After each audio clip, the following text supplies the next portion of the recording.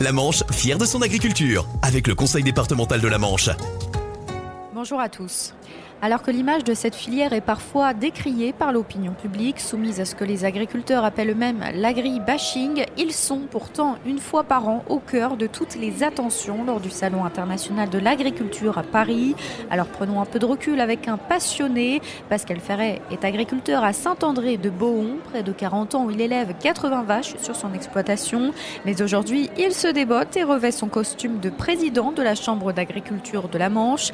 Bonjour Pascal Ferret. Est-ce que le métier d'agriculteur attire toujours dans notre département ? C'est ce que nous disons. La Manche va perdre à peu près 1000 exploitants dans les 5 ans à venir. On n'a pas 300 jeunes à mettre en face. Il faut avoir l'âme chevillée au corps pour embrasser ce métier. Et nous avons besoin de l'opinion publique pour la PAC, par exemple. Ce sont nos compatriotes qui payent la PAC. Et c'est l'impôt. Donc, une société qui se fragmente et qui se déchire, c'est pas bon. Et nous, notre rôle en tant que responsable professionnel, c'est aussi de réconcilier, et on le fait au Salon d'agriculture, le monde agricole, le monde de la production avec nos compatriotes.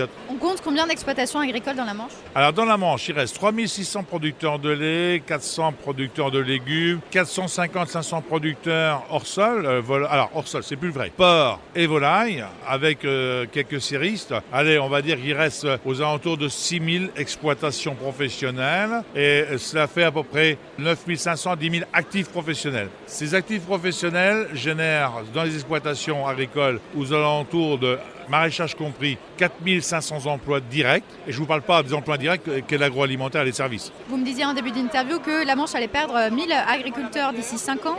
Et en même temps, on dit que la Manche est l'un des premiers départements agricoles français. Alors finalement, comment se porte notre département ? Alors notre département se porte plutôt bien. On n'a pas de problème de friche, on n'a pas de problème de délaissés. La collecte laitière manchoise a progressé de façon exponentielle, c'est-à-dire qu'il y a une ambition. L'agroalimentaire, même si des fois je les critique parce qu'ils n'investissent pas assez dans la R&D, se porte plutôt bien. Donc je dirais que tous les voyants à ce niveau-là sont ouverts. Les emplois sont là. Ce qui n'est pas là, c'est le revenu. Ce qui n'est pas là, c'est l'ambition de remplacer des générations. Et certains de mes compatriotes et de mes collègues considèrent que la seule échappatoire, c'est de grossir.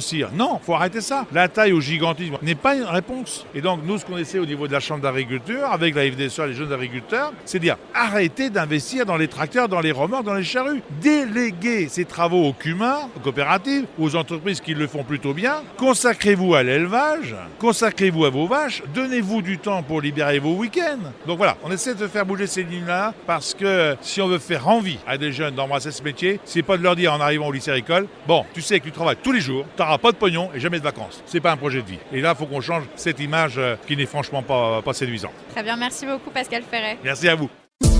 Podcast by Tendance Ouest.